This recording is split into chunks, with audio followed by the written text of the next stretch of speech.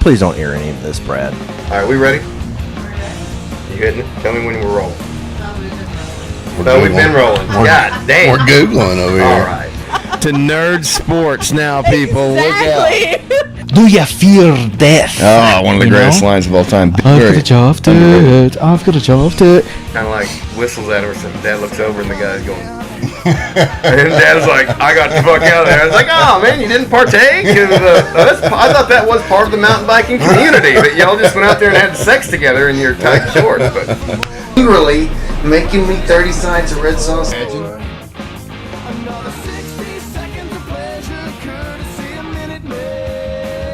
He just takes it back up. So that's what I was doing wrong the first time. that's what you were doing wrong. Big Pharma's turning the frogs gay, and it's coming after your kids. And they're going to make them incredibly happy. Infowars.com. Listened to so much. Are you...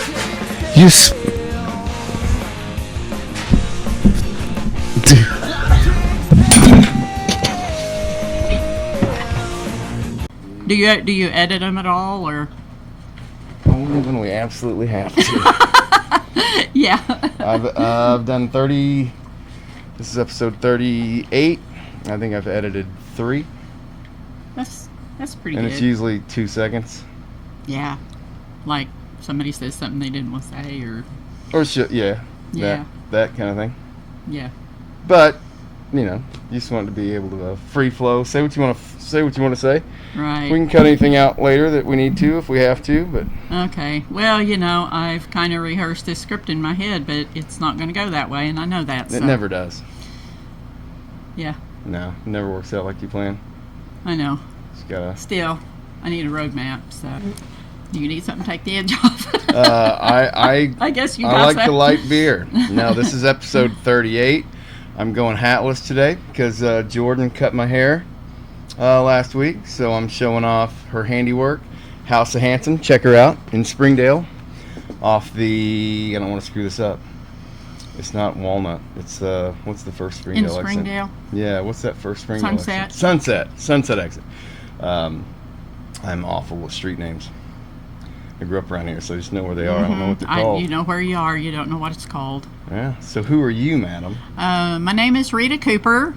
I've had several names, but that's what I am now. I'm going to pop this off just a minute. That way you don't have to worry about Okay. it. There you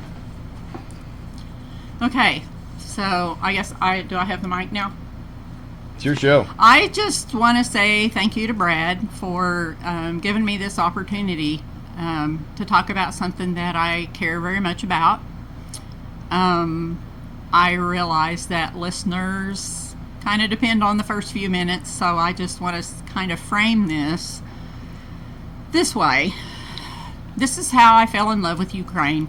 So yeah, it's kind of a love story. And I will just say, pardon me if I get a little emotional, because it has been a very emotional journey for me. I'm just a small town girl from Benton County, and never saw this coming. But little bit of backstory on kind of how the opportunity to go to Ukraine happened for me. First off, I grew up conservative, like I said, small town, Bible Belt. And, you know, I knew all the right and wrong, and this is what you do and this is what you don't do, going to a little church, and, you know. But also, I have realized that my personality is, I'm somewhat of a skeptic, so I'm a question asker. And when I was probably about 40 years old, I had maybe 39. My daughter was 9 at the time. This is not going to sound like it's related to Ukraine at all, but it is. There were some influences on me that pushed me in a direction of introducing the use of dance in the church. The use of dance? Dance. Dance. That evil thing called dance. Okay, so you were going to a church that did not like that kind of thing. So it was, there were always a handful of people that were supportive, but it was overall a pretty resistant track. Kind of a few things that influenced me were just, I read an article from someone I had followed from back in the hippie days of the Jesus movement and all of that, and it said, what is the church doing with the powerful gift of the arts? And This would have been in the 60s? The Kind of the a hippie article I read was counterculture, in the 90s, but Oh, I okay. had followed these people from, say, in the 70s. Okay. Yeah. So it was Melody Green who wrote the article, and her husband, Keith Green, was a very powerful singer-songwriter in the Jesus movement Okay. that was kind of concurrent with the hippie movement. Right on. So anyway, she had written this article, and it just kind of started things clicking in my head. And I thought, the Bible actually talks about dance a lot, even, even in the New Testament, actually. And I'm not going to quote scripture and verse because right now I can't remember it. But, yeah. So that started in about 1996, and I pursued that for a while, and we did things we call concerts, like performing arts concerts with some connections that I made, and we marched in parades and did a variety of things. So it would have been 2002 when a friend of mine said, hey, I'm going on a missions trip to Russia. You want to go? And I had actually, at that time, been thinking about, because I had read a couple of books that kind of piqued my interest. One was A Russian Gentleman, and the other one was called The Persecutor, about someone who persecuted Christians in the Soviet Union some years prior.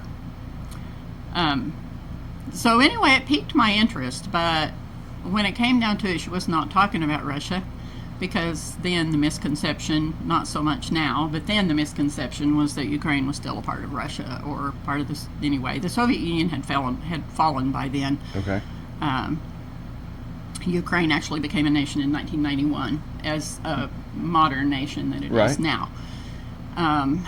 So anyway, it was just weeks away. I had to give an answer fairly soon. And my daughter had also developed an interest she had met a Russian dance group. We used to go to World Fest in Branson, Okay. Missouri, and they would have singers, dancers, musicians, actors from all over the world. It was really a wonderful thing, and it was very, kind of like world peace. Sure. In a place, here's Right. this little place, and we can have world peace while we're here. Just for a minute. Just for today. Just for right today. Here, right now. Just for today. And beautiful thing. It was beautiful. They don't do it anymore. The world has changed and things have changed. But she met a group. They were called Russian dancers. They actually were from the Caucasus region, a little country called Kabardino-Balkaria. And so she had actually started studying Russian. Well, she and I had both started studying Russian a little bit on Rosetta Stone. Now, I don't remember very much. And in those times, you could easily get by with Russian. A lot of people in Ukraine spoke Russian, because under the Soviet regime, they weren't allowed to speak Ukrainian. So, anyway, we made this decision. I deferred to my husband because I was trying to be the good conservative Christian wife, but he could see how much it meant to me, and he pretty much just gave his support for us to go. So our first trip was, and I have to consult my notes here because I can't remember, November 2002. That was our first trip, and it just felt like home from the time we got there. Even though we didn't speak the same language, I mean, there was a little bit of vocabulary there, but not much. So that, just to clarify, this is a mission trip. Yes. So, yeah, I'll back up. And so this friend of ours was involved with this group. They were putting together a group that was going over there. The lead person, his basic purpose was to teach the people of Ukraine how to do business, because the way that you do business under Soviet rule is completely different than, help me with the word. Ukrainian rule, or no, you're talking about like something what totally it is in America, democratic, capitalism, commerce. Yeah, okay. yeah. So they weren't familiar with. So it's an alien way to operate. Because their thinking was so entrenched in, you're not in this for yourself, you're in it for the government. It's not about you making a profit. And so he was basically trying to teach people basic business principles that said it's okay, for you to make a profit. Okay, gotcha. So, which I thought was a very, very good investment to make, because thought patterns, it takes a long time for thought patterns to change in a society. Absolutely. So anyway, it was definitely for the benefit of the people. And yes, we were involved with a church, a large church that was operational pretty much centrally out of Kiev, but in a lot of surrounding areas. And so places that we went had a branch of this particular church, and he would come in and he would do like business classes during the day, and then in the evening they'd do like evangelistic classes, or not classes, but evangelistic outreach, kind of thing. And it was because of, so I didn't even know, when we first agreed to go, I didn't even know what we would be doing. But I was like, I don't care, I just want to go. I don't care if I'm cleaning toilets or going to orphanages or what it is, I just want to go. But they said, bring all of your like flags, tambourines, all of the things that we did with the worship dance thing. Okay. And so the very first place we went, very first service we were at, we were just, it was like a auditorium, and we were just in the seats, and we had our stuff, and we were doing a little bit, and somebody came, taps on the shoulder, and my experience was, oh, they're going to tell you to be quiet, because that's what we would get in America. But they didn't. They said, we want you to come up on stage. So that was my first introduction to their reception of what we brought with us. And this is 2002? This is in 2002, November. Your first time going over there? Yeah. And so we were in Chernihiv, which every town in Ukraine has a Russian name and a Ukrainian name. And in Russian it would be Chernihiv, in Ukrainian it's Chernihiv, and I'm not going to say I'm correct with all the differences in pronunciations, but it's just the difference in the languages. As a little sidebar, a lot of people think that Russian and Ukrainian are very similar. They're really not all that similar. There's only like a 40-some% overlap. Ukrainian is really more similar to, say, Polish or Belarusian. Okay. Which the Belarusian language is almost extinct just because it has been so Russified. Somehow the Ukrainians, in spite of all of the things that have happened to them over the years, have managed to maintain their culture. And during the Soviet times it was outlawed. There's 2 letters in the Ukrainian alphabet that don't exist in Russian, and they were outlawed.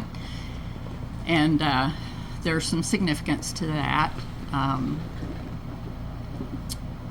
Anyway, feel free to go as deep into any of this as you want to. I'm kind of getting off track, but so I want to say this: Ukrainians are known for their hospitality, and in their language, it's called chleb y sol, and that means bread and salt. And bread and salt is like when you come and they offer you, it's like an old ancient custom. But they are very hospitable and very giving people, and anybody that you look up that has gone to visit Ukraine, that is what they will say is most remarkable. These people will do without to give you what they have, even if it's small. And it's, you go over there and you think, I'm going to go over there and do something for these people, but what you really find out is they have more to give, and you're the one walking away with the gift. That's humbling. It is humbling. It's very humbling. So that you kind of had a preconception of what it was going to be like. I mean, that kind of changed when you got over there. I did my research, but you don't really know until you're there. Well, sure. Yeah, until you're there. Yeah. And so, I mean, just characteristically, as a people group, they are very creative, innovative. Basically a joyful kind of people. They make things happen. There's never just a plan A. There's always plan B, C, D, E, and F. And we watched it. We watched them make things happen when it looked like there was no way. And it's just, you kind of have to be there to see it. But it's... Do you have an example? What's an example of that? When we were there, this is just the first thing that comes to mind. When Yeah. we were there, cell phones were kind of new. Mm-hmm. But everybody had a SIM card, and they would somebody would have a phone, and they would just switch out the SIM cards so that whoever needed to use it could use it. Oh, cool. For example, another example, this is actually a moment that that's kind of etched in my mind, but you're sitting around just in a little room, you're just going to have a meeting, and somebody starts thumping out a rhythm on a book. Somebody else starts thumping out a different rhythm that it's like a drum circle. Right. But it just happens organically, and it's like a book, a table, a chair, and it just, man, gives me chills just thinking about it. Okay. Because it's not something I can reproduce, but that they're just like that spontaneity. And I've had it happen, standing on a street corner waiting for a bus. Somebody pulls out a little pipe out of their pocket and starts playing a tune, and people start clapping or singing or dancing or whatever. And it's just, you don't see that happen in America. No, I've never seen that happen. No, it's just... Just spontaneously? Yeah. Yep. Okay, that's cool. Yeah, I just, how many times I've seen that happen. And one time in particular, and I'll go ahead and jump to this, it was actually my third trip there. It was kind of a double header. We did a week with the organization that we were originally connected with, but we did a second week that was in Lviv, connected with Messianic Outreach. And if you don't know what Messianic is, it's basically just the Jewish faith receiving or accepting that Jesus is the Messiah. So we were also, because of one of our translators, we had a dual connection, because we also had a connection with the Messianic Church. Okay. This, however, was not necessarily through the church, but it was just an organization that did outreaches there, and we got involved in that. So we went to Lviv, took the night train, which was quite a trip, quite an experience, and spent a week doing this outreach thing, held in a stadium, but we did all this prep work and stuff.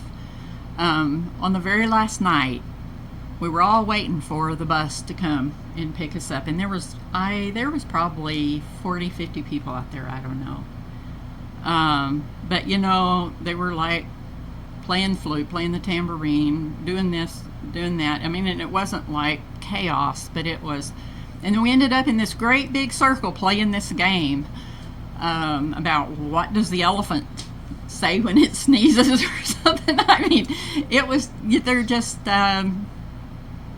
very flexible, like I said, very innovative.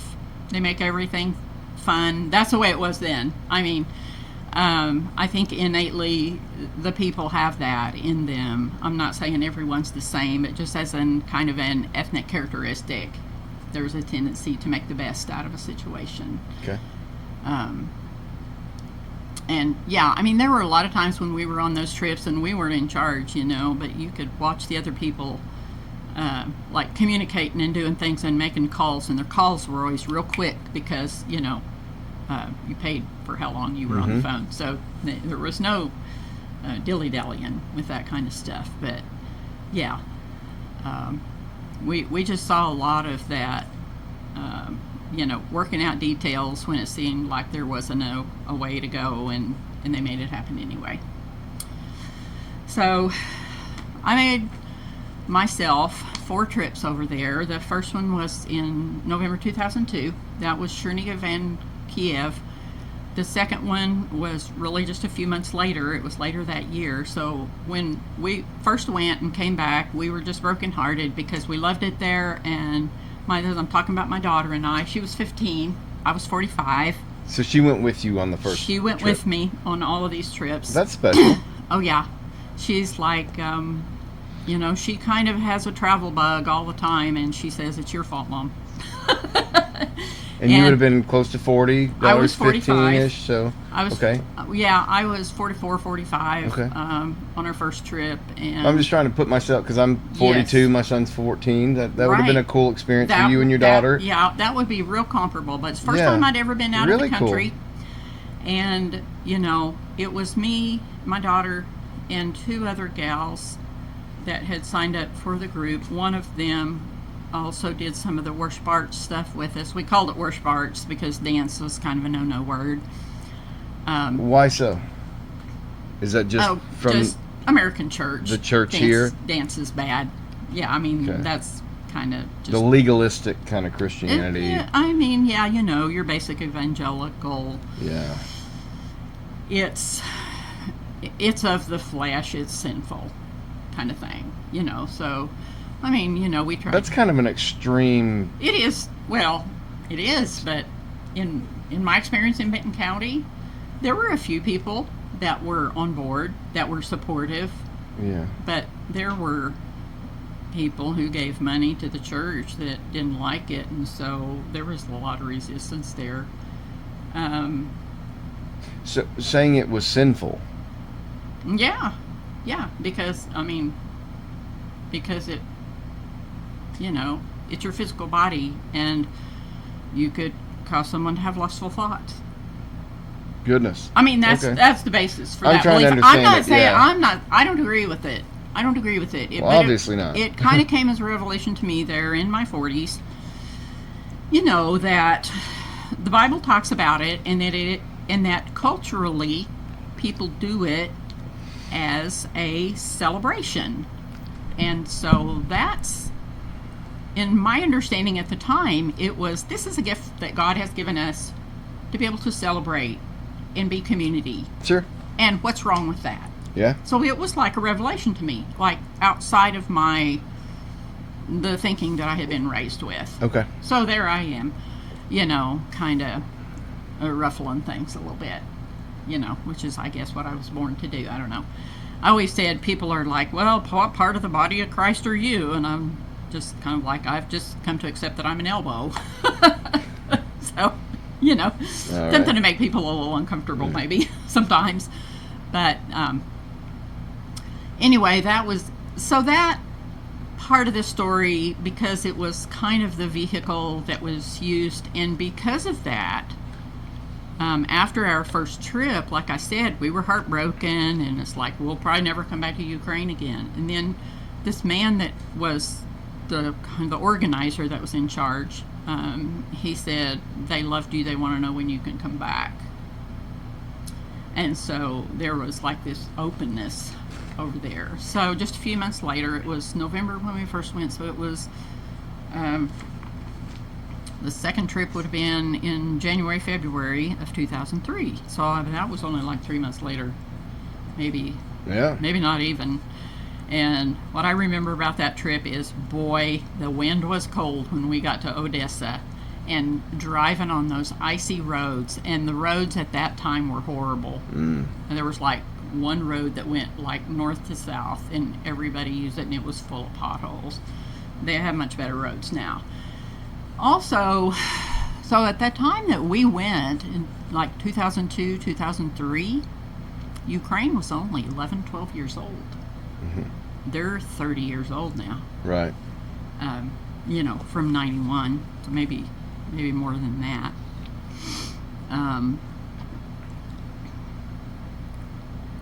We went back again later in 2003 in August and September.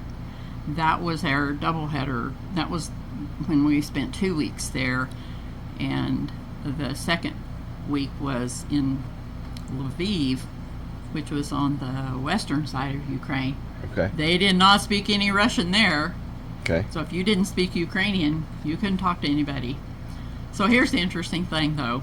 Like, there might be some young Ukrainians that only speak Ukrainian, but most Ukrainians are bilingual. Okay.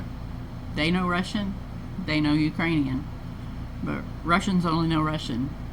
And they kind of despise the Ukrainian language. Okay. Because it's so... Can you elaborate on the history at all there? Because I'm very uneducated about the history of Russia and Ukraine going back. I'd love to learn from you here. Okay. I'll just hop over to that, because if you're having that question, then probably other people are too. So, the origin of Ukraine, Kiev, goes back... Which is the capital? Which is the capital of Ukraine, modern Ukraine. Modern Ukraine, right. The history actually goes back BC.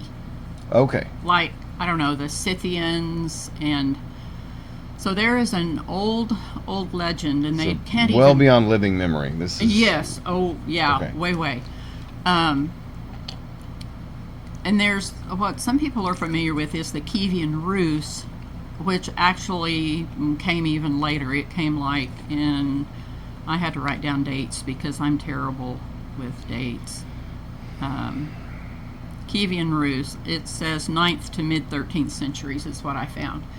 But the actual history of Kiev goes back even prior to that, like 2,000 years before that. Okay. That's a long time.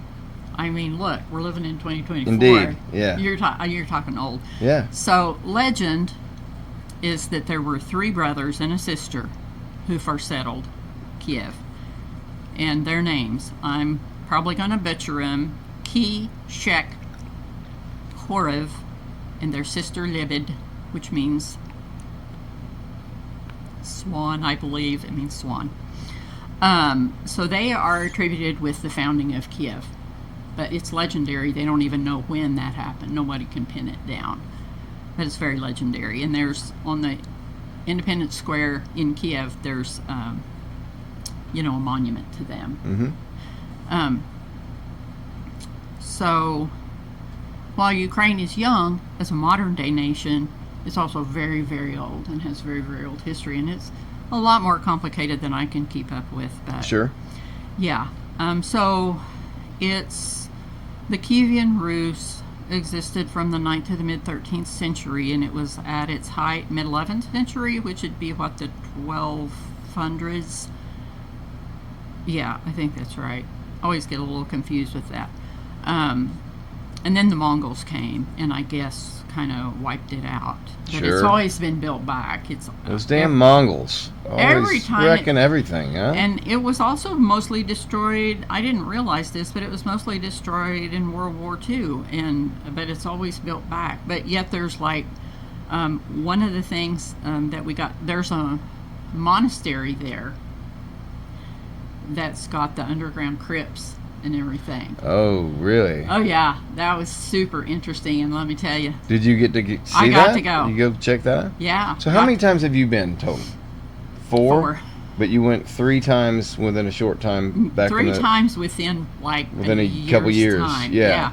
Okay. When was the last time you went? 2005. So it wasn't... Okay, so it's been a while since you've been back. It's been a while since I've been back. But it's really stuck with you, obviously. However, I will say this.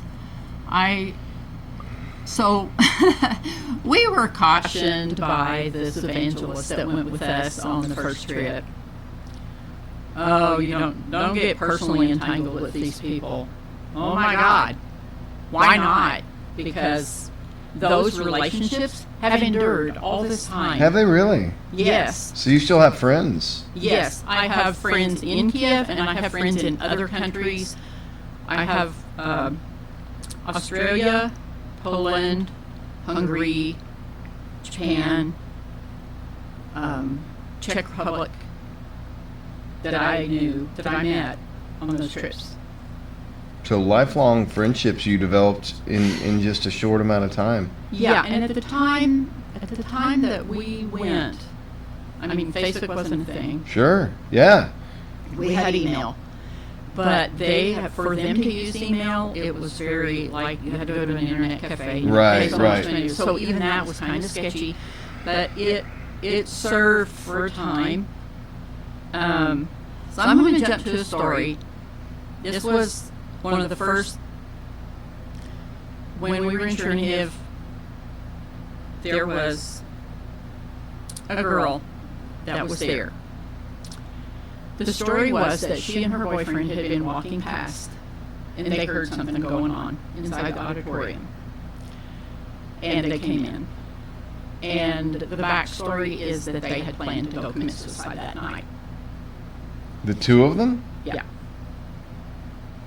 They came into the meeting, and when they did the altar call, they came up, and they had us up there and everything, and they gave her to me to pray for. This was like way out of my scope. I mean, you know, and I just prayed a very simple prayer with her. But that connection,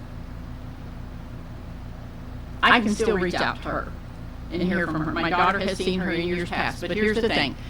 It was like a year later, I got a handwritten letter from her. She got my mailing address from pastors that she knew. She wrote me her entire story. After that night, at that meeting, she checked herself into rehab. Her boyfriend did not. I don't know what happened to him. And in that letter, which I couldn't read, I couldn't understand, we had to find someone to translate it for us. I still have that letter. I bet you do. My daughter has met with her since then. You want to make a bet on who's going to cry first? It might be me. I might start tearing up over here. This is powerful shit, Rita. It goes really deep. It goes really deep. I will say this. There's a lot of things that have happened in my life that have just been struggle. But my connection with Ukraine is one of the most validating things that has ever happened to me. And not because of partly because it's a sharing. It's the relationships. And it's just an investment. I don't know. It was validating to me, and I know it was validating to them. Well, you saved a woman's life, quite possibly. I mean, you know. Or at least events that it converge. Was just like, I still don't really understand, but it's just something that I was there. There was an opportunity. I went for it. Yeah. I know there's other stories, but that's probably the most impactful one. Sure. We also met a young girl there that got very attached to my daughter. And on a later trip, she found out we were going to be there. And this, 12-year-old girl made a 40, I don't know how far it was, from Chernihiv to Kiev, 50, 60 miles. Her mom gave her the fare, and she made a train trip by herself to come in. The leadership freaked out. They freaked out because here's a minor that's come to see my daughter because they had that connection. And that's the loyalty. That's beautiful. Yeah. Yeah. So one of the things is I didn't want to use anybody's real name, so I'm not going to pull those out. Just for, to protect. Yeah, no need to do that. To protect the parties that,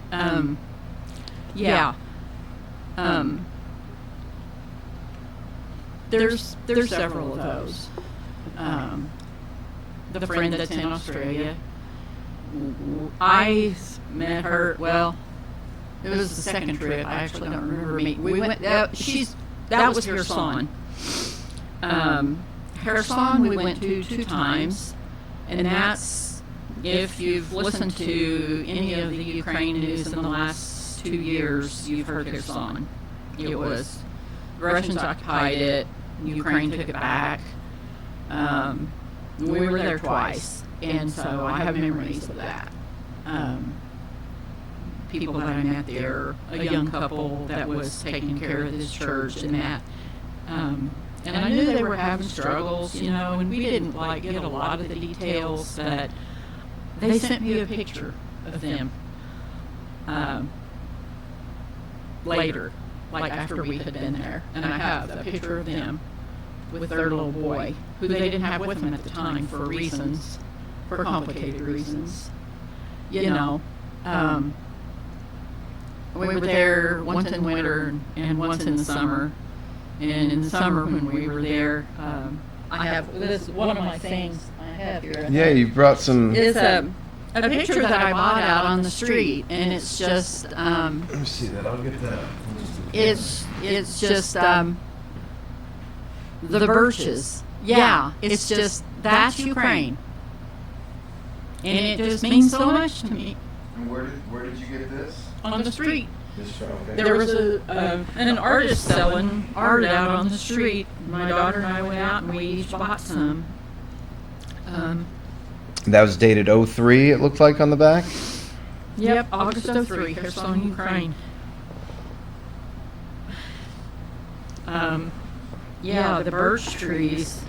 So I remember like driving, like when we would drive, and usually it was in a van, like from the north or from Kiev, which is kind of north of Central. Mm-hmm. And you know the trees would line the road. Birch trees. Yeah, birch trees. They don't do that here. They don't plant trees to line the road. I don't know. It was just when I had the chance to make a trip to Alberta, Canada, and that land kind of reminded me of Ukraine a little bit. So let me just take a rabbit trail here, and I'll just say there's some things that are very symbolic for Ukraine. One is the trident, which I have on my shirt. In Ukrainian, it's called trizub, and it's an old. So my necklace is that. Can I get a look at that? The neck. Yeah. Okay, and that's called the what? Trizub. Trident. Okay.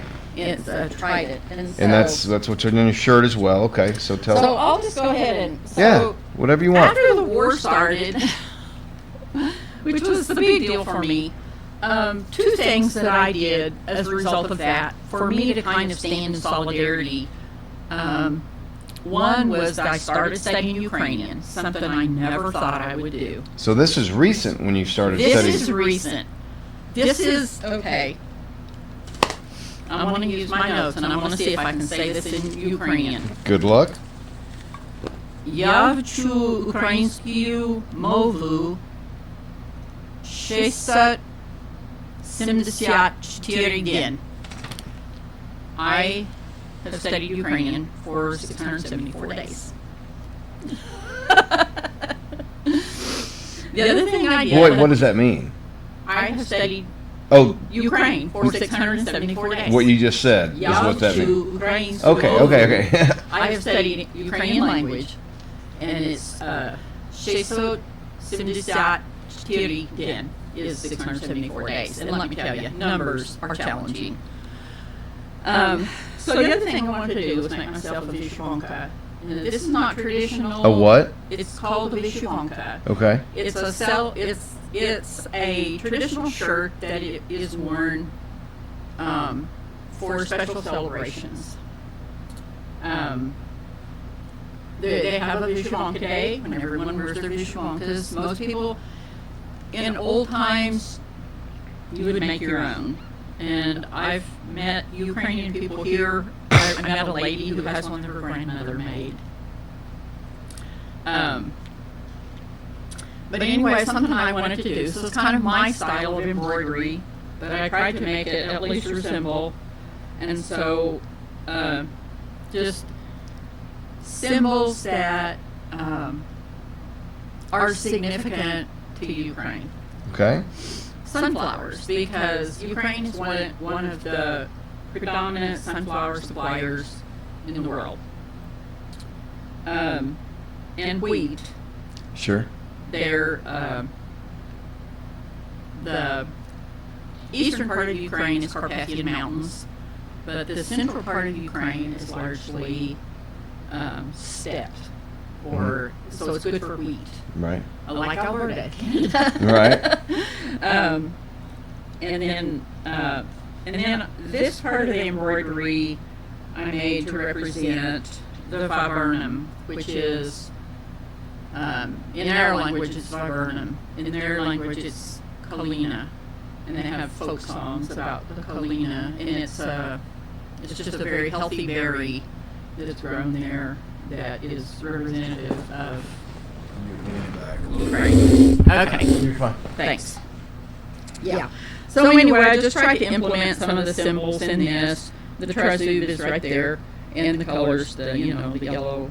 Can I see that? I'm going to put that up. So the Ukrainian flag, the Ukrainian flag is, the bottom part is gold for the wheat fields, and the top part is blue for the blue sky.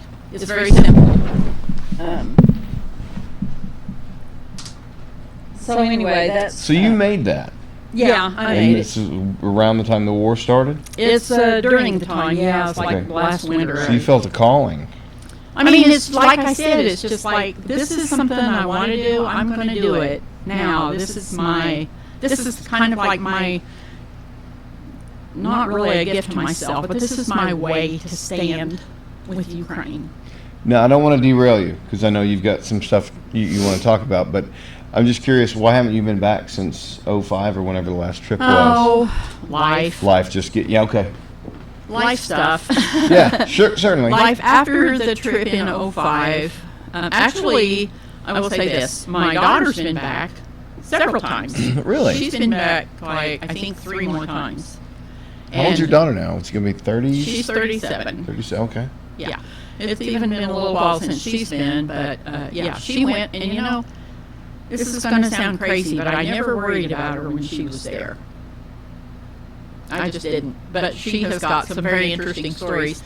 I wish she was closer, and like she would love to do a podcast with you. Well, let's set that up. Let's set it up. She has got some terrific stories, and she had a travel blog that she shared some of those stories. Oh, cool. I'm not here to tell her story. I'm Yeah, here to tell my story. we'll have her on to do that sometime, for sure. But, Yeah, tell yours. she would love to do that. Anyway,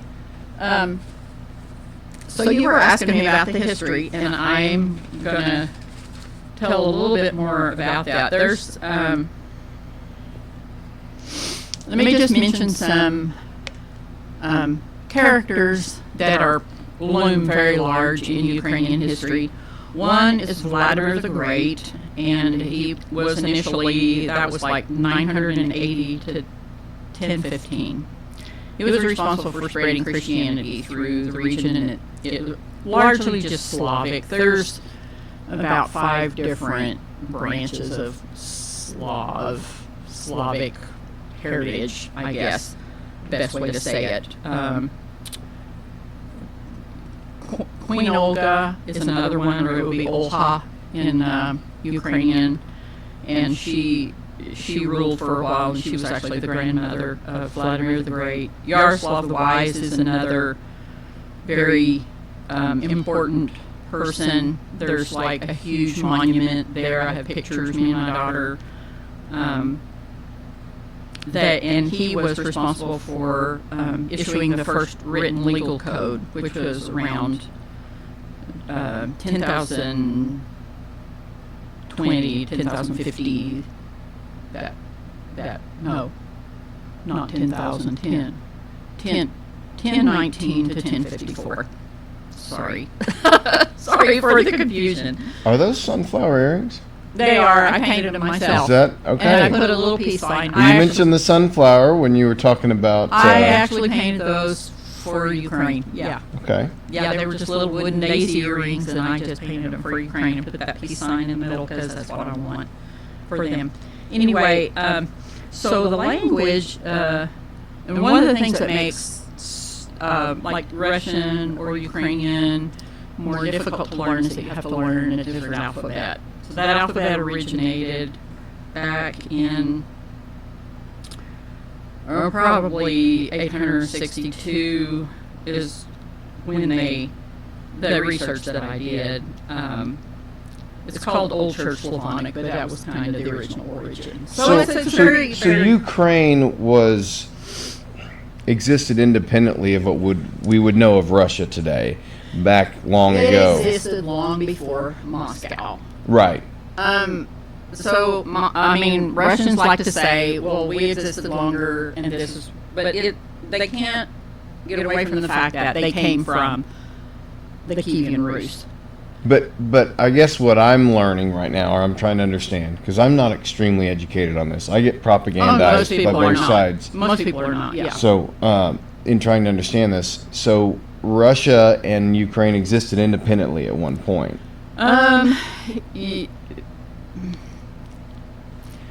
So the book I read, A Russian Gentleman, it actually tells about like the pioneering into what is now Russia, like the pioneering toward Moscow. Okay. Yeah, but the origin is Kiev. So modern day Ukraine has not existed with the boundaries it has now. Right. There have been times when, so I have ancestors that lived there. When I had my DNA done, it was Germanic living in Russia and Ukraine. And what I heard when I was growing up, and I didn't know any different until I was in my 40s.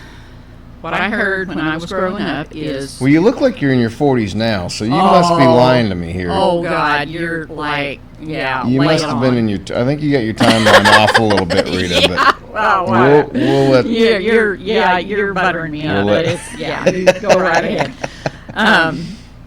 Anyway... what I heard was like Austro-Prussian, and so Austria did own rule the west part of Ukraine for a while. Okay. And like there were times, because there's the Dnieper River runs right down the middle, so there were times when it was just split in half. Okay. And then, but it was not always a part of Russia. No. Or what we would consider the USSR. Right. In fact, it has its own history. Little known. The revolution of the Bolshevik Revolution, I think it was 1917. Ukraine was actually its own country for a few years there before Soviet Russia took over, and then it was called Soviet Ukraine. And a lot of these movies that you think about, like Dr. Zhivago, it actually took place in Ukraine. Okay.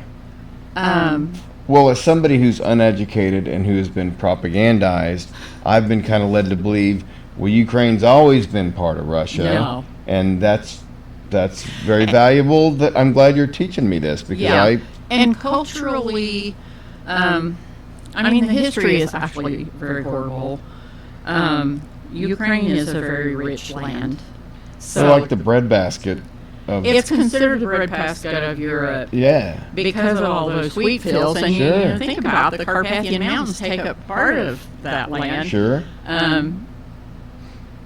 All the wheat that's grown there. And would it benefit it? Should we pull a map up? Would that be of any value? I mean that. Yeah, I didn't bring a map. I'll pull one up on the screen. You can keep talking. I'll just pull it up. Let me kind of get my... I didn't jot down a lot of that intermittent history in there, but... what I was going to say. Okay. Chornizom was one of the first things I learned about Ukraine. Chornizom means black earth. And it is said that in the agricultural part of Ukraine, the actual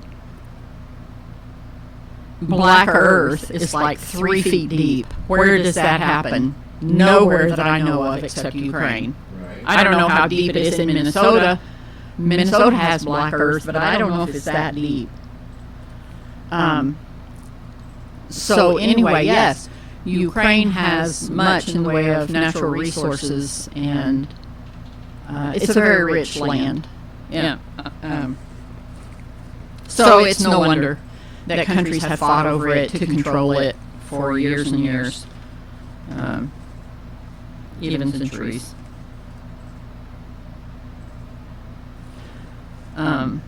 I hope that is not too confusing and is a little bit helpful.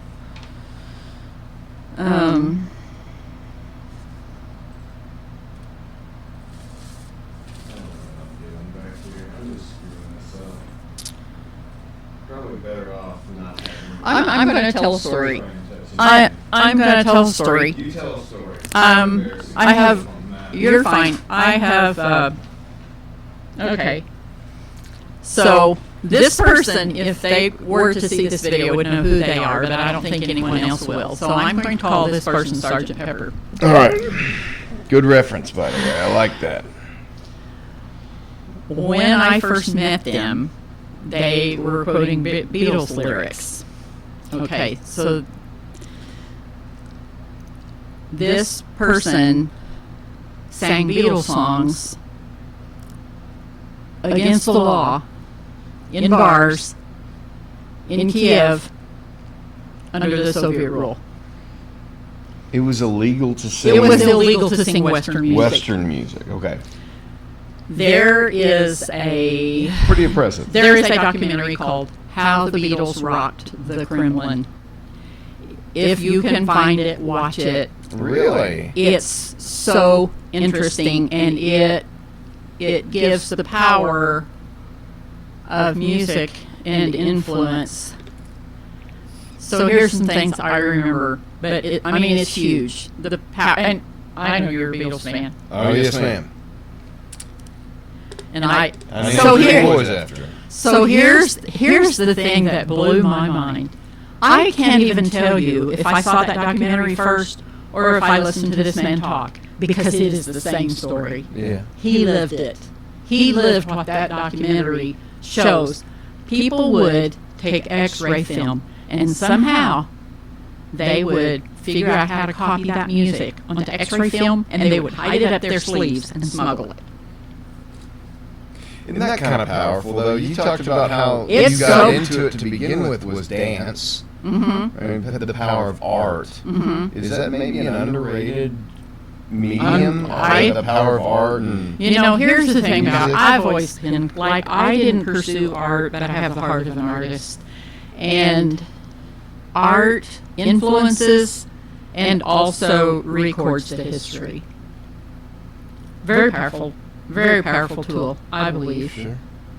And it's music, but it's music and a lot of other things, film,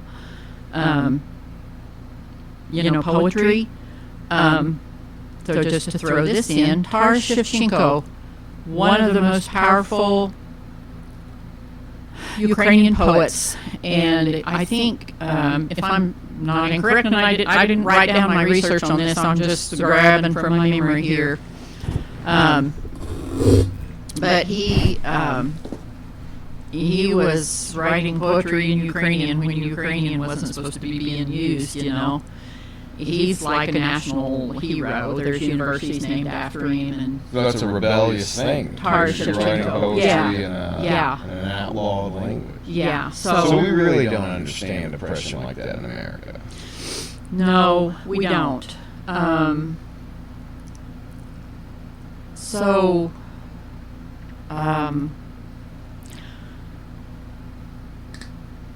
Was it? I am really not good at history. So before I went to Ukraine, I actually was better at Ukraine history than I was at American history. So our alliance with Stalin was that World War II. That was World War II.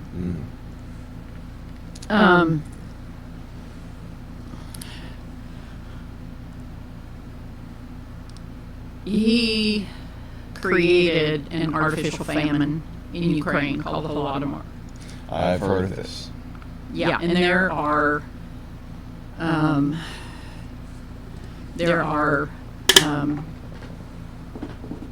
monuments and all that, but it's horrific. And I don't have the numbers. There again, that's a piece of research I didn't do and write down, and my memory's not that good. But if you look it up, it's an artificially induced Famine. famine that a lot of people died. I mean, and there were Ukrainians that were like, you know, I will destroy it before I'll let you have it kind of thing. But it was very harsh. And that's one of the things I brought with me, because one of the things they did was collective farming. Mm-hmm. I have a piece. This is like show and tell over here today. I have a piece that I picked up. Can I take this out? You can take it out. Okay. We, on the fourth trip that I went, we did a couple of youth camps, and one of them was in a small village. And at the edge of that small village, there was a sign, and it, and you could still see the buildings, and it was from a collective farm, where, you know, people were brought in to work, well, basically for the government.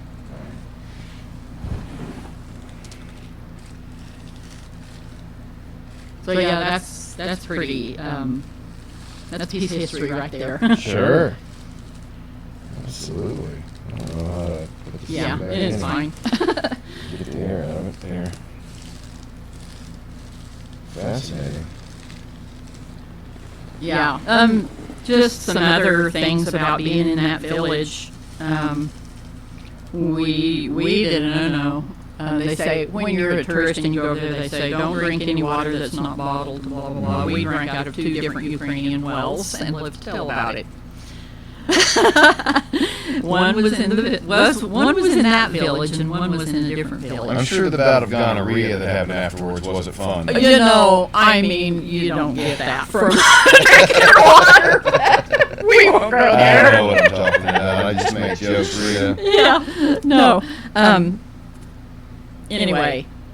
You're actually much more sophisticated than I am. You're classing up at the podcast. Oh, I'm just an wow, idiot cool. who makes No. jokes. No, You're but actually you. educating people. No, but you. I like it. Well, thank you. Like I said, I'm just kind of speaking out of my own experience. But this is fascinating. I find this very fascinating. So we spent a week at that. I'll just talk about that youth camp. It was in a little village Sure. called Popilnia. Popilnia.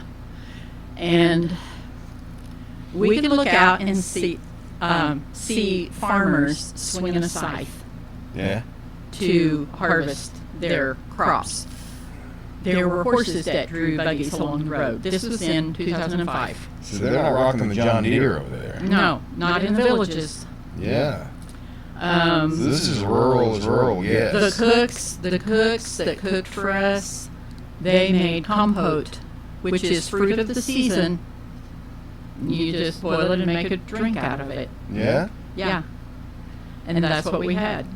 And they served us really like the more just real basic like country food. Right. First time I've ever eaten oatmeal with sausages. And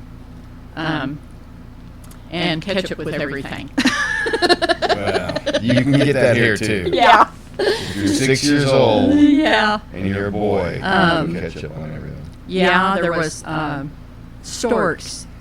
That's kind of another. I mean, it's not Is that how they really. got the babies?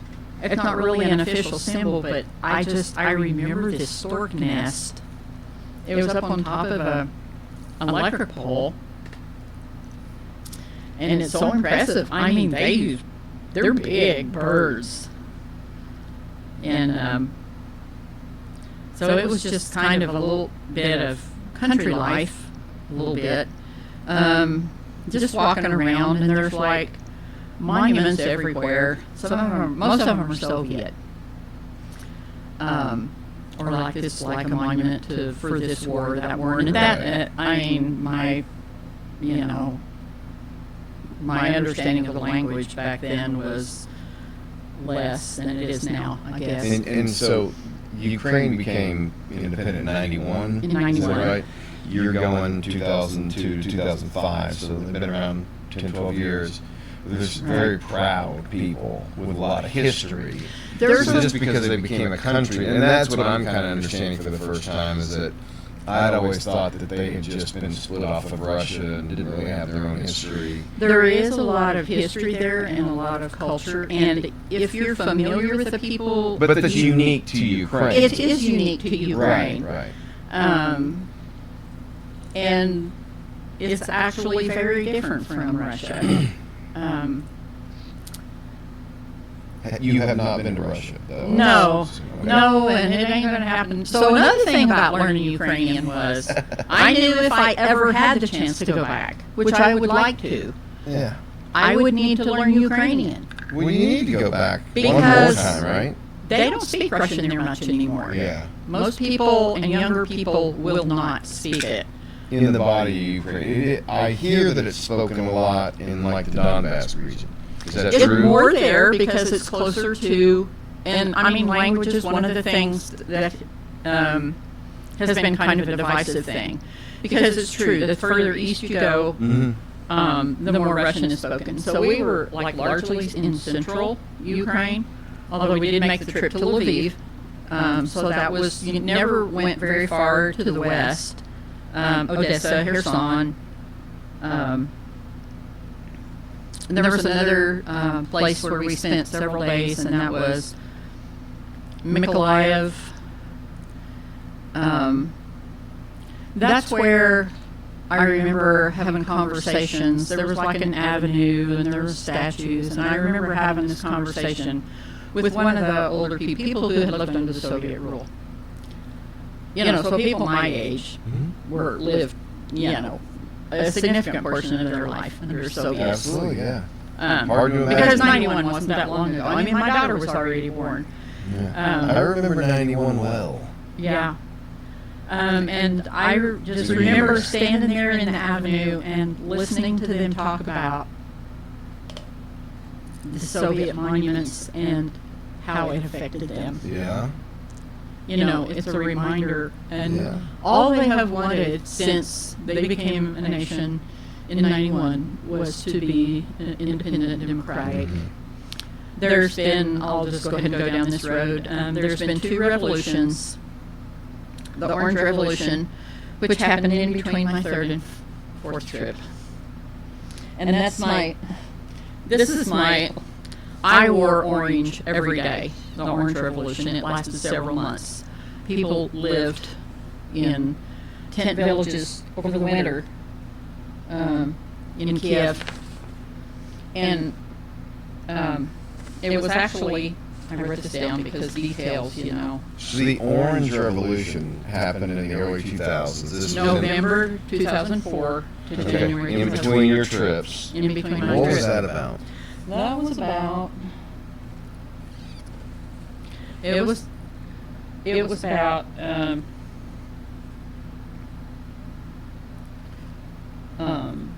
election fraud, voter intimidation. It was Orange Revolution. And this is while Ukraine's their own nation. This was so this is corruption in so Ukrainian government. They had a president, Leonid Kuchma. So here's the thing. So when they became a nation, all the Russian sympathizers didn't go away. Sure. They're all still there. A lot of them still there, and a lot of them. And so these revolutions, in their short history so far, have basically been about the path they wanted to follow and the path that Russia tried to keep them close. Russia wanted to keep them close. And so, that was Leonid Kuchma was the president, and there was an election. Viktor Yushchenko. So here's my other show and tell. Мой президент Yushchenko. Wow, a Ukrainian political shirt from 04. That's wild. Yushchenko was a very handsome man, but he was poisoned, and it almost killed him. He almost died. Completely pockmarked his face. It was an assassination. So what was his platform? Yushchenko? Yeah. Okay, so... It was the Orange Movement you were talking about. Yeah, this is the Orange Revolution. And he was against corruption in the state, in the elections. So basically it was anti-oligarch, anti-corruption. Leonid Kuchma was... Leonid Kuchma was... He was a Russian puppet. And that's not what people... so they had an election, and they felt it was fraudulent. Okay. So the Ukrainian parliament ruled, and they had a second election. That was, and I do think that the U.S. was somehow involved in. Now, this is the first time I've ever had to take notes on my own podcast. I gotta write stuff down. I'm learning here. Remind me of the gentleman's name, because I want to look into this. Yushchenko. How do you spell that? Well, is that it on the shirt? Well, YUS? I mean, is this in? Kind of. It's why. Yeah, that's the American. Yushchenko Orange Movement. Orange This is Revolution. circa 24, right? Or 04, excuse me, 04. Yep. Okay. Yep. All right, yeah. Tell me more about this. This is really fascinating. Yeah, so the Ukrainian parliament had hold another election, and I do think there was some outside. I do think there was some outside just security measures to make sure that it was a free and fair election. And when But they tried to assassinate Yushchenko. They tried to assassinate Yushchenko. Yeah, he was poisoned. I can't remember now, but it was some kind of, bioweapon agent. I think that's also the one that Yulia Tymoshenko was involved in. She was I think she became his prime minister, Yushchenko's prime minister. She was later actually spent years in Russian prison. Okay. She was held in Russian prison years later. So that was a thing that happened, but I'm going to delve into that. I'm really fascinated. And I looked up a list of all of Ukraine's presidents. I know that I know Poroshenko, who is like a chocolate oligarch, was president. What is a chocolate oligarch? Well, he was in the chocolate business. He was in chocolate business. Okay. Yeah, and an That's oligarch. not some kind of slang. An oligarch is basically just someone who has an awful lot of money. Yeah. I'm going to throw this in here too. It's on Netflix. All right.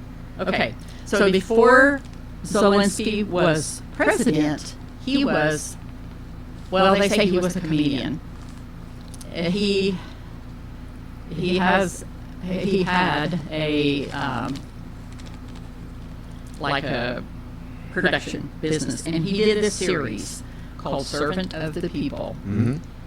I think a lot of Americans are familiar with that show. It's very telling. It's subtitled.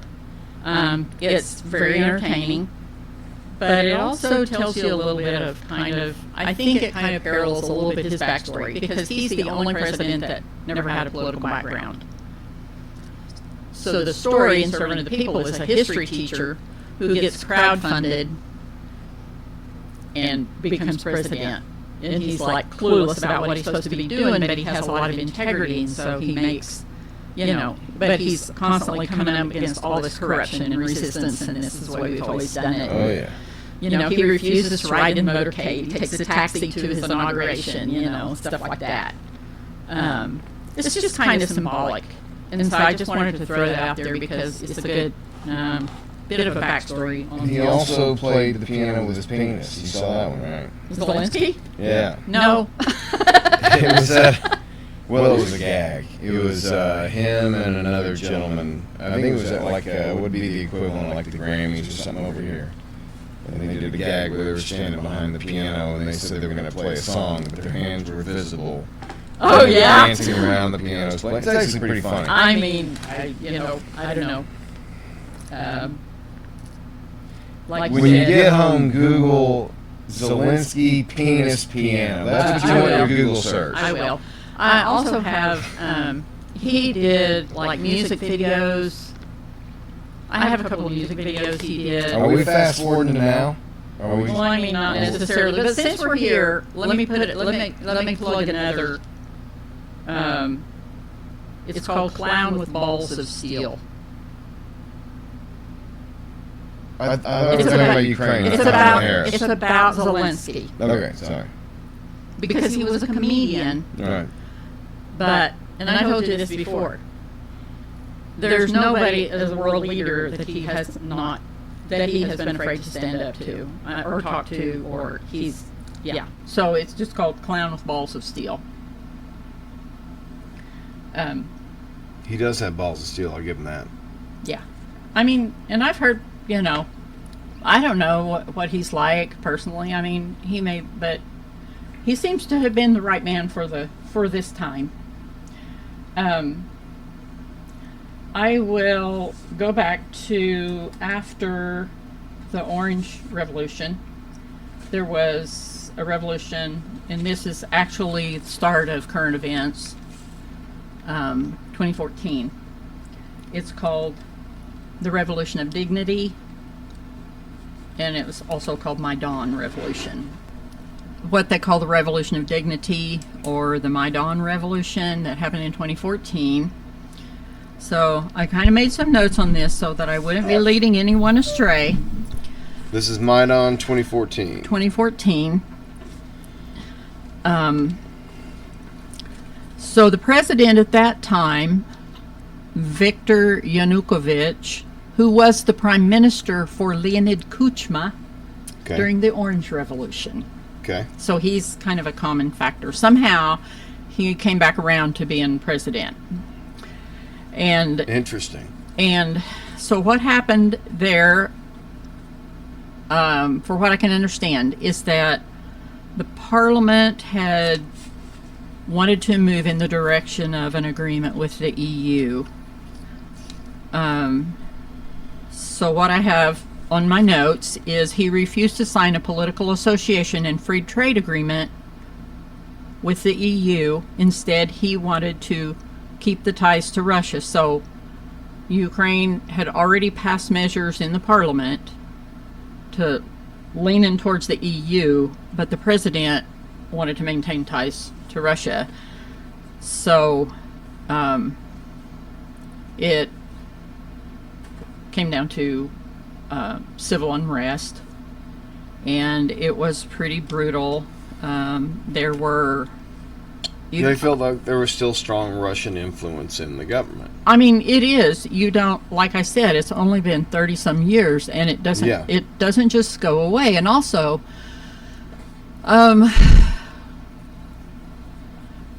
this is maybe not generally known, but Russia keeps their fingers in a lot of countries. Africa. Like the United States does. And the United States. Yeah. And yeah, I mean, the United States does. Yeah. Yeah, absolutely. But so anyway, I don't want to get into any political. No, we can agree that. Yeah. We do it. I mean, yeah, you do. I mean, America even has some kind of. You always have, because you want to know what's going on in these countries, whether it's China or Russia or, Exactly. So yeah, I mean, it just behooves any kind of powerful government to do that. Yes, you have. But Russia has admitted to interfering in elections in the U.S. for a number of times. So that's kind of standard knowledge. But anyway... Hold on. What about the 2016 election? No, we're not going to go there. Okay. So anyway, that's what set off this... the Maidan. The Maidan Revolution. And there were a little bit over 100 people. I don't know if it's 108 or 110. I found two different numbers. I think some of those were police officers, but most of them were civilians that were actually killed. It was brutal. I remember watching it. It was brutal. So that's also when the pro-Russian protests erupted in the southern and eastern part of Ukraine, and the Donetsk and Luhansk People's Republic were formed, also in 2014. So a lot of people say, and it's true, that this war actually started in 2014. Yes. It didn't start in 2022. Right. But Ukrainians, being a fairly peaceful people, I don't know. Well, and then there was the Crimean takeover, and I remember that too. And, the little green men came in, and they weren't prepared for it, and it just kind of happened, and nobody resisted it. And so, that's how Crimea came under, because, well, there's a lot of opinions, and I don't want to go into it about why Crimea is so important to Russia. It actually is kind of mostly historically inhabited by Tatars, which What is are a different. Tatars? It's a different ethnic group. Tatars. They're more. This is in Crimea. Eastern. Yeah. Yeah, Okay. and that's So Crimea. educate me on the Tatars. Actually, one of the people I listen to regularly for information on the war in Ukraine, he's from Sevastopol, which is in Crimea. He grew up in Sevastopol. And so Russia has always had a military base there, even when it was considered part of Ukraine. Okay. So, yeah, anyway, and that kind of gets us up to current events. Rozhenko. Zelensky and Well, wasn't it Rozhenko that was in power before Zelensky? Poroshenko. Poroshenko. Thank you. Yeah. Poroshenko. This is why I'm an idiot. Don't listen to No, my no, opinions. no. I mean, No, why gotta, would you? I got I mean, to you know, disclaim to my listeners: don't listen to anything don't- I'm you know saying what? about anything. I This is for entertainment purposes only. or educational, or just to I'll- make you interested and go look it up for yourself. Do your yes, own please research. do. Don't I'm take writing down notes. I'm going to look this stuff up, and I do believe what you're telling me. I just want to learn more about it. Yeah. Stuff we can't cover in a 2-hour Yeah, podcast. I mean, so I and want to if- look this up. If but you have, again, yeah, people, if you have questions, my best advice to you is to not take my advice or ever listen to anything I say. The guests, that's up to them. So if you want to listen to Rita, that's between you and Rita, but don't ever listen to me. so I'm going to So make say that clear, Rita. I'm going to say a couple of things, bringing us up to present day. I have friends that fought on the front line. I have another friend who has family on the front line. All right. This isn't just that I know people from 20 years ago. It's, it feels very personal. You're going to make me cry, Rita. Stop it. Crying is kind of one of my special gifts. I think it affects people with tender hearts. Anyway, my friend was telling me this when I met her for coffee a couple of weeks ago, and she was telling me, like, when Zelensky was voted in,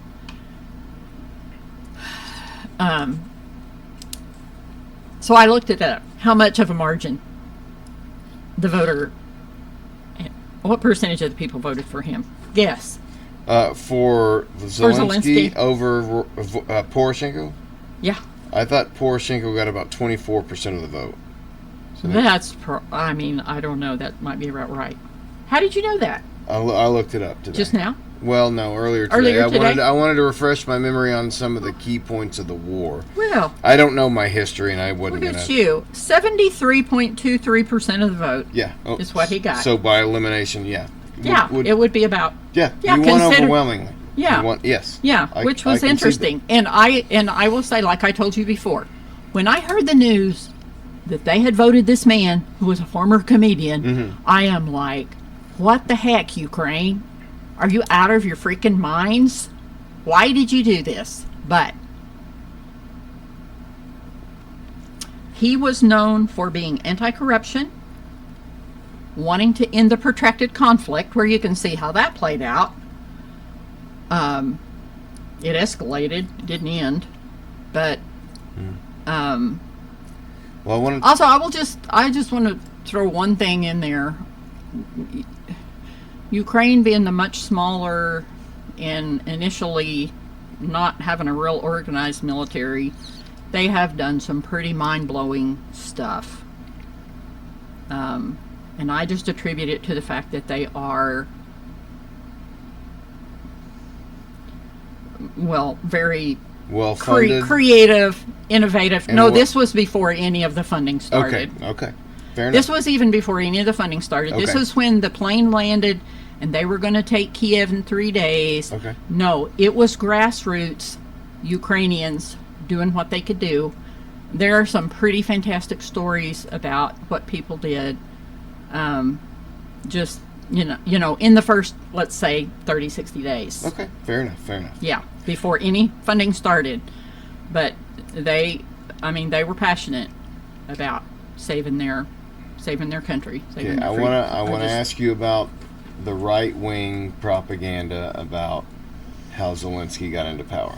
So we can call it a conspiracy theory, or one side of the aisle believes that the CIA in the United States basically did a coup and interfered with the election between Poroshenko and Zelensky, and that we as Western powers installed Zelensky to be supportive to Western motives. So I'll just tell you what I heard. I just listened to, I'll throw this out there in case anyone is like super And hey, this interested isn't my in belief. I'm just no, asking. I know. I'm trying to educate myself. So there's one guy that I don't listen to him a lot. He's very deep, and he's a former Russian. He lives in, I believe he lives in You're listening to better sources than I am. Great Britain. His name is Vlad Vexler. Okay, Vexler. VLAD, Vlad Vexler, Vexler. He said Biden didn't even like Zelensky. I can't even tell you what year Zelensky was voted in. It's 2019. So I know there's some things said about from my sources, there is just some hint of maybe an attempt to influence, but that was with Zelensky himself, I think, once he was already elected. But He did suspend elections. that's all I know. He suspended elections during the war Right. because how much sense would it make when Russia targets civilian targets on a daily basis to have a voter If you suspend elections in the United States this year because of a war and people don't get to vote for who they want, I think we will be in a civil war. And I think that's what they want, and I think we've been pushed here intentionally on the world stage by chess masters we don't even know. I don't want to go down that road. The election's going to happen in 2024. All right, so we're gonna make a bet right now. What's your favorite restaurant? Oh, God. We'll keep it simple. Oh, I don't know. Noodles. All right. If there's a free and fair election and we get to know the name of the candidate the day after, I will take you out to Noodles. Free and fair election by whose? I'll drop the free and fair. There is an election. If there is an election? I say there is not going to be an election on November 5th as it is scheduled. I think there will be, but I think there's going to be repercussions either way. That's just my take, But and I don't want to get into. I know we're on polar sides politically, but I don't. Rita, this is about the bet. If I win and the election is suspended, you have to take me out to Taco Bell. Is this a deal? To Taco Bell? Oh, I'm a simple man to please. Oh, I gotta have my red sauce. I mean, yeah. All right, so it's on. We'll shake. All right, I give the show back to you. Oh God. Okay. Well, let's see. I want to just make a few little plugs for people who might be interested as far as learning more. So because I will tell you, I have followed the war daily since it started. 2022. I mean, I've followed a lot that's happened, but not on a daily basis. But there's one person that I will always listen to, and he's American. He's spent time in the military, and his name is Jake Bro. I recommend him highly. He gives like the overall picture. He gives things from the Russian side. He is very pro-Ukraine. And he recently did a fundraiser for his 40th birthday. He was aiming to raise, I think he was aiming to raise, I don't know, $40,000. He ended up raising over $1 million to help send vehicles to the front line. But anyway, so he's one that I would recommend for if you want to know situationally what's going on with the Ukraine-Russian war. Culturally, if you're interested in Ukraine, there is a lady. She also follows the war, but she does cultural segments, and they're very good. And her channel is Anna from Ukraine. You did some homework. No, I've just been listening to these people. I could name off a bunch, but these are kind of highlights. I'm also going to throw this out there. Operator Starsky. He is a Ukrainian military. He's a little spicy for people that have tender ears, but You like that spicy, don't you, Rita? I mean, I don't. Yeah, You don't mind a little spicy. Tell it like it is. I like that. I'm all for that. Yeah. And this is, if anybody that might have gotten this far is interested in supporting Ukraine, I'm going to just say two things. United 24, they have a channel, it's Ukraine, you can make donations there. Razom, R-A-Z-O-M Incorporated, is another humanitarian organization that I support. So that's just one of the things, you know, I'm going to be honest, I hate politics. I hate it. I hate the divisiveness of it. You know, I grew up conservative. You know this. I told you this. And I'm not going to get into modern day politics, but I will say I'm paying attention because Ukraine's outcome does depend largely on its allies, of which the U.S. is now one. And so that concerns me. And I'll just leave it at that, if that's okay. Well, can we have a discussion on it? I mean, if there's something we can try. Yeah, let's try. You're not going to offend me, and if I offend you, I'll move on. Okay. That's fair. That's fair, right? Is it our responsibility as the United States to continually fund this war? No. No. It's not necessarily our responsibility. See if we agree on that. That's one of my... But I will hearken back to a speech that Ronald Reagan made to Ukraine. And he said, if you're oppressed, it's our problem. I'd have to look to find the clip. Man, what a masterstroke. You quoted Reagan at me, and so now I really have to say, man. Well... You're trying to put me in check here, Rita. I see what you're doing. You came prepared. I don't know, it's just there, Brad. It's just... I get that argument. But the corruption in Ukraine still exists. It does. It does. And to me... It also exists here. Absolutely. I understand that. But to me, from what I understand, it feels like a corrupt country that is suspending elections that we are spending billions of taxpayer dollars on. And here's the thing. You obviously have a history and a story and a love for Ukraine. The average American citizen doesn't know where it is on a map. Which is why I wanted to do this. Even though it's kind of hard. And well, you educated me on a lot. I need to do some work here. I appreciate that. You're willing to look. I've never taken notes on a podcast before. Okay. You can look this up. And I've got a lot of homework. I want to learn more about it. Because as an American, that's not America. I don't care. I don't know their story. I won't. But you've presented a very compelling argument for why they're their own nation. Like, I learned a lot that I didn't know. I will say this. Most of what the U.S. supplies is not monetary.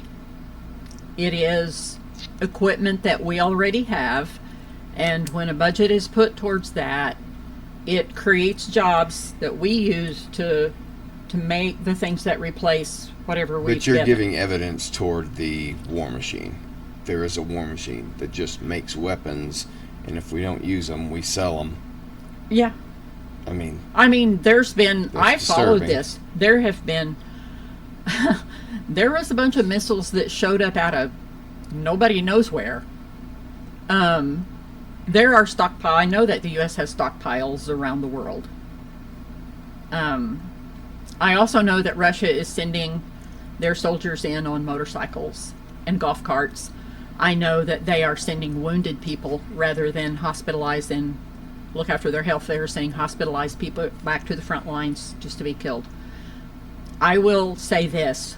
It is horrifying to me what's happening in the Russian army. I am not and never have been pro-war, but I am pro don't be a bully. okay, see, that's where it gets tricky for me, because I'm anti-war. And what is it worth dying for? Or even worse yet, what is it worth sending your child to die for? Because in a lot of the cases, that's who's going. So let me just say this. When I went to Ukraine, to that youth camp, and there were 9 and 10-year-old boys there, they're fighting now. They're fighting out there now. I know it. And don't you wish they didn't have to be? I wish they didn't have to be, but I will tell you this.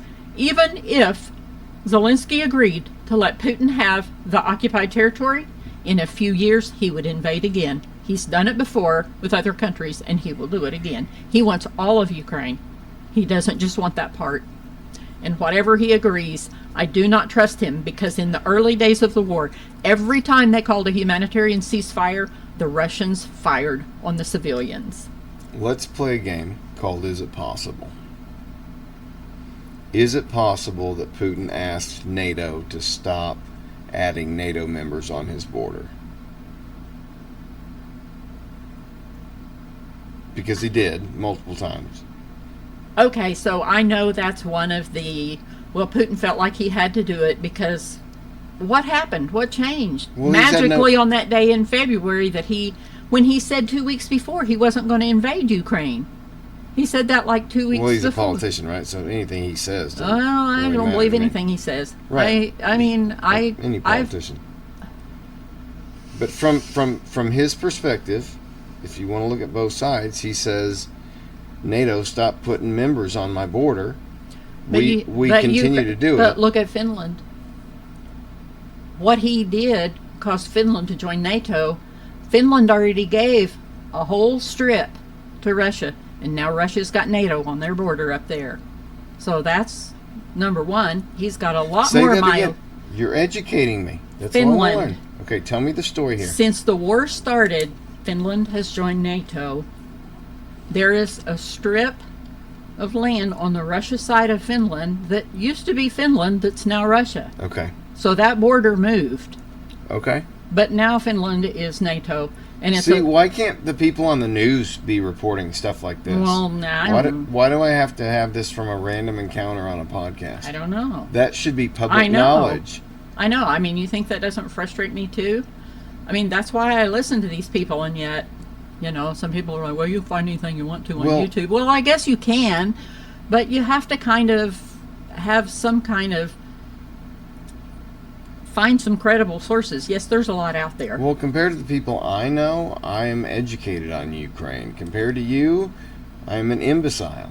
No, I wouldn't say you're an imbecile, but No, I am. it's personal for me, and I get it, but I have followed it. You're just embarrassing me on the facts here, and everything you've said, I don't know, because it's not being reported, and I want to be educated on this.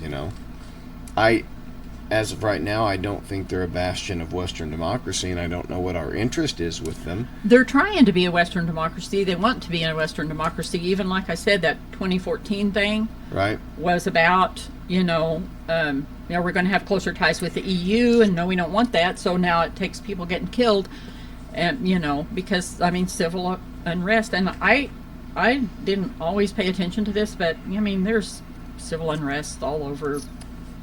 Yeah. In multiple countries, But here's my thing at the end of the day.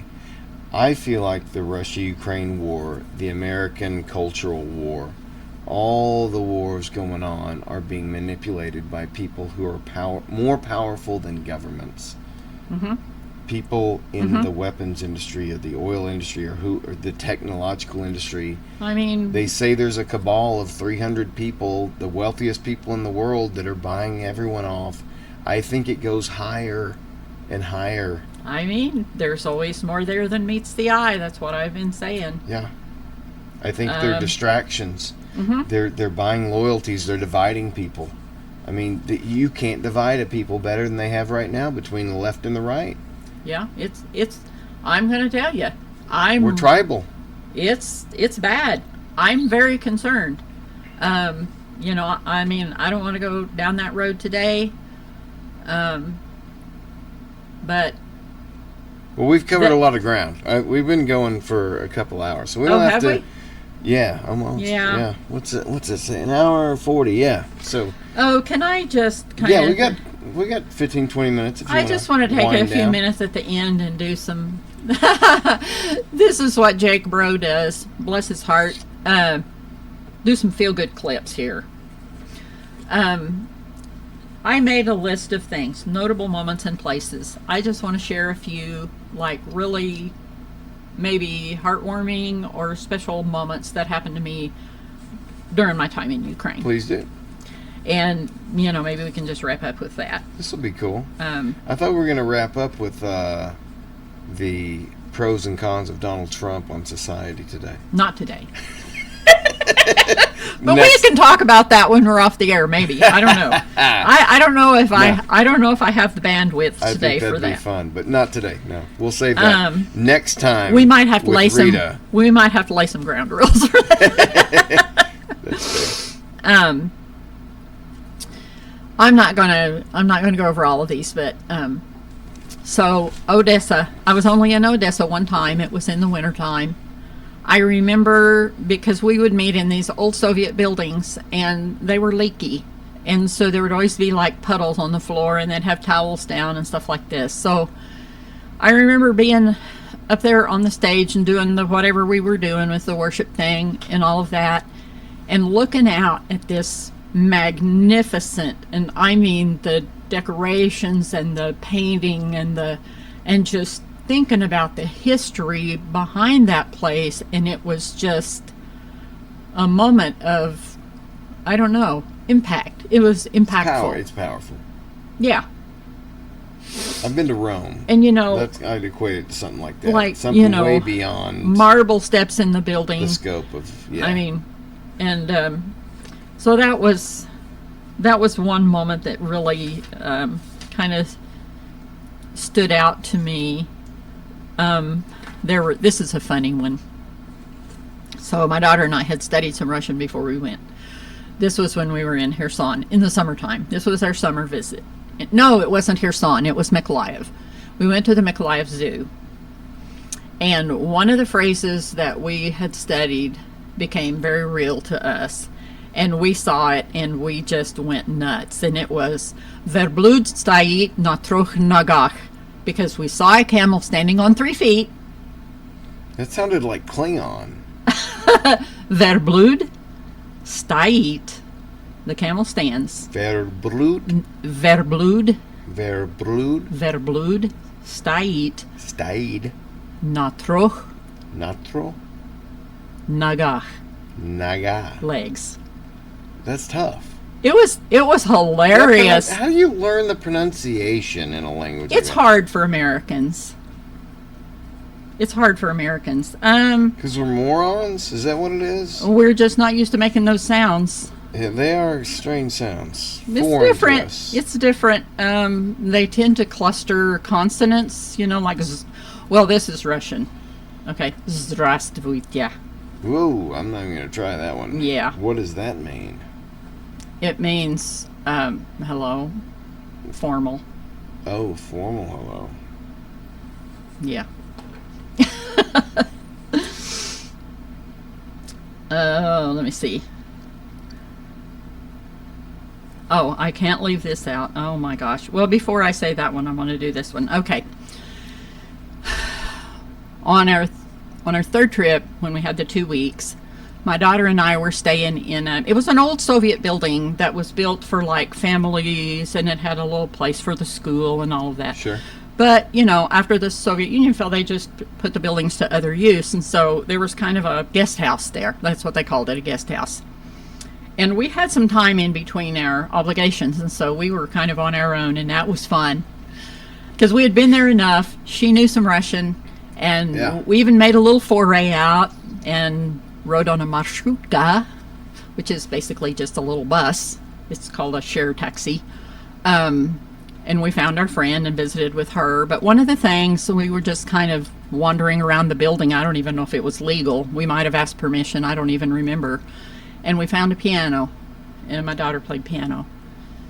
And I remember her playing that piano. That was another real, I don't know, just real impactful. Because of the history there, and to be able to just have that freedom to do that in that moment. I don't know, does that sound stupid? Not at all. It's a very precious memory. I'm a very sentimental person. Now, here's for a fun one. Probably the same trip.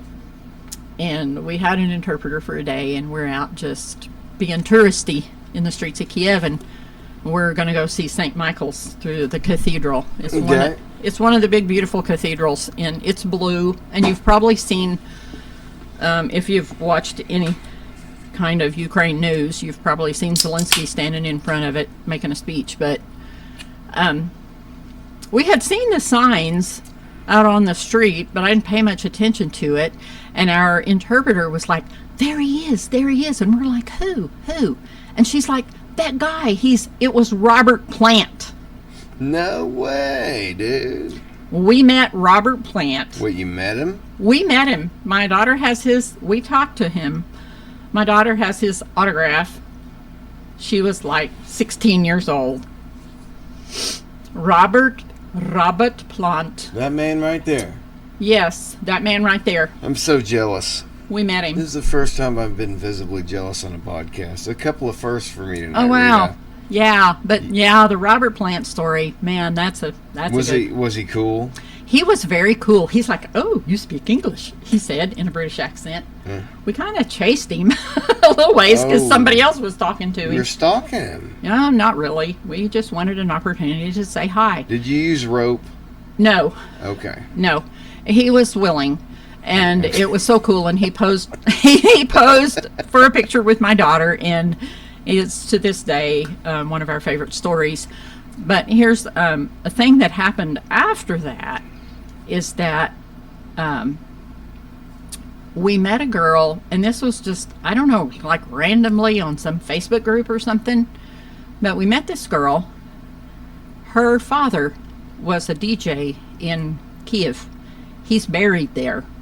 He loved it so much, he is buried there. But we met the daughter.